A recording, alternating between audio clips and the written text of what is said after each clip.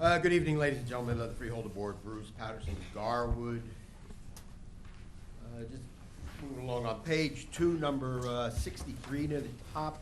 It's approving a plan amendment to the 457B deferred compensation plan. If somebody could elaborate on that, please. Page 3, number 73, number 74, and the one on 75 on the next page. Just an overview. I'm going to say, $4.6 million you're giving for a year for various agencies for services to residents 60 years of age and older or their caregivers. Another one's $280,000 for some kind of respite care services to unpaid caregivers. That kind of sounds like entertainment. And the 75 is $100,000 for services for the 60 years of age and older and their caregivers. I mentioned this at the swearing in, but I mean, these meetings are now so close together you can't open to find out what it is. So for public transparency, for those watching and also here in the audience, could you please give me a detailed breakdown of what these numbers are, who's getting what? Because it's very important to be transparent with the public. And that's a lot of money. You're talking about $5 million you're handing out. Page 4, on the bottom, 80 and 81. These are for election services, and they're 2-year groupings. I don't remember if they were always 2 years, but I was just wondering, why aren't they 1 year? And does that mean that now you're going to be encumbering this money this year, even though it's going to be spent next year? Page 5, number 83 near the top. T&M Associates is getting $30,000 for workplace compliance. I've seen this on the agenda over the past couple of years, but I just want to point out that T&M has donated in 4 years $110,000 to the Freeholders campaigns and their cronies campaigns. Pay to play is seriously needed.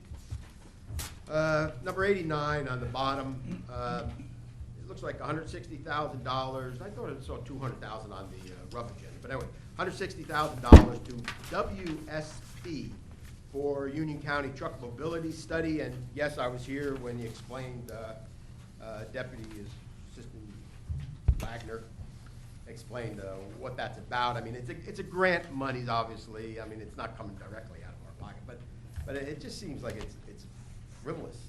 What happened to the other $40,000? I thought it was $200,000. Page 6, number 96, Neglia Engineering, administration, inspection, and design services, $285,000 nearly. Just point out, they've donated $19,000 in 4 years to the Freeholders campaigns and the cronies. Page 7, this is interesting, number 100. It looks like you're starting off $20,000 you're giving to a legal firm called Raynone, Coughlin, and Mincello of Iselin. And I just want to bring up that name Coughlin. I'm sure, does everybody know the Craig Coughlin in this as a partner? Does everybody know? I'm sure you do. Nobody's going to shake their hand. I don't know if you're afraid to admit it or not. But anyway, Craig T. Coughlin is Assembly Speaker. Something seems like there's a direct conflict here because the Assembly is the next level up government from the Freeholders, and I can't see why you're giving them money and somebody else that's not intricately involved in these governmental levels right above you. I think you should probably pass on that one and find somebody else. Number 103 on page 7, internal position control schedules, and I've asked, whenever this comes up, I've asked, and I'll probably over it maybe, but just an overview from Attorney Barry, I guess normally gives the overview, but anyway, so just something, we'd like something like that. So, thank you very much. All right, thank you, Mr. Patterson. We will start with, I believe you said 63, and invite Director Taylor to come up to give some thoughts on that.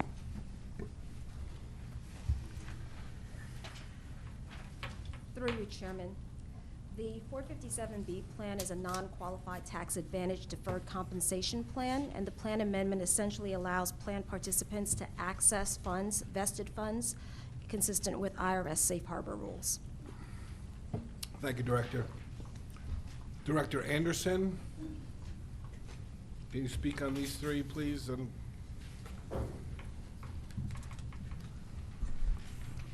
73, 74, 75. Absolutely. So for 73, the 4.6 million, the county only pays 1.6. The remainder is from federal and state funding. This is a part of our needs for the most vulnerable population, which is our aging adults, seniors. We provide wraparound services for that most vulnerable population. So that's home health aid, there's meals, there's other things that goes through it. So that is why that program is done. It is a 3-year contract. We support programs like Jewish Family Services, a lot of local organizations that have the skill set to serve the population. 74 is 100% state funded. It is $280,000. So if you're working with your seniors as frail and vulnerable, and you're doing it 24/7, you're working with the disabled population, this funding allows for that person is the primary caretaker to take a vacation or take a break. It's respite, gives them time away from their home to maintain their sanity and to continue to pay care for their loved ones. 75, also, it's this one is also based on our gap resources. This, again, it's working with our senior population. We identified that this is another funding for the older and their caretakers, but it's other resources. For example, I have my list. We served about 140 families with this funding, and it's in-home care. So in-home services for that population. And these are the low-income seniors that are receiving Social Security disabilities. So. Okay, thank you very much, Director. County Clerk, can you comment on 80 and 81, please? Yes, Mr. Chairman. Through you, we have in the past exercised an option for 2-year contracts with election services. Actually, it's more cost efficient. We have quotes for this year for the primary, the general, and any special elections that might take place, as we do for next year. Okay, thank you very much. And Deputy County Manager, if you can speak on 89. I think I understand what the questions were. If I missed something, please let me know. But yes, the original award was $200,000. There's an administrative component that goes along with the award, and I respectfully disagree that it's a frivolous grant. It's imperative that we keep our residents safe when they're operating their passenger cars on the same roadways with trucks. Okay, thank you very much. And County Manager Oatman, can you speak on the internal position controls 103? Yes, Chairman, that involves one position in the Department of Economic and Community Development. Thank you very much. Anyone else wishing to speak?